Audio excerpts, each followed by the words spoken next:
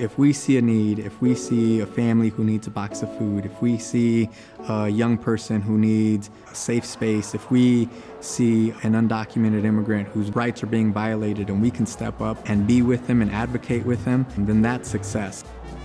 This church has been around for, is it 130 plus years now? It's kind of unique being nestled and sitting inside of a residential neighborhood and being a part of the community, reaching out to folks and then being inclusive and welcoming. And I think that's one of the really nice things that I've enjoyed and loved about this church. So I grew up actually right across the street from here. So I started just crossing the street and coming over to the tutoring program that they had. A few years after that, Pastor Rick, he saw the changing demographics of this community and the neighborhood and saw that there were a lot more Spanish-speaking families in the neighborhood.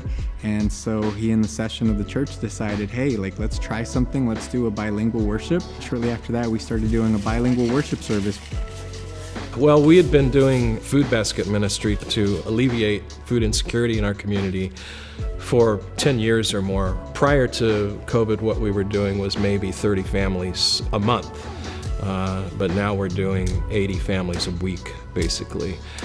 COVID has kind of caused us to move into the food insecurity alleviation business more than the working with the kids in the neighborhood, but we're hopeful that through this we can develop some new relationships with kids. This congregation, this church wouldn't be here if it wasn't for the work that we do with the kids in the neighborhood. We have a summer program that's called La Paz Kids Club, so we weren't able to do that this year, but that's been a huge part, and I think it's been the lifeblood of this congregation. It's kept us connected to the neighborhood, kept us aware of the issues that families are facing, and has helped us to both embrace the community and be embraced by the community, because it's really a two-way street for us. We recognize that we're not here to do for the community, we're here to do with the community.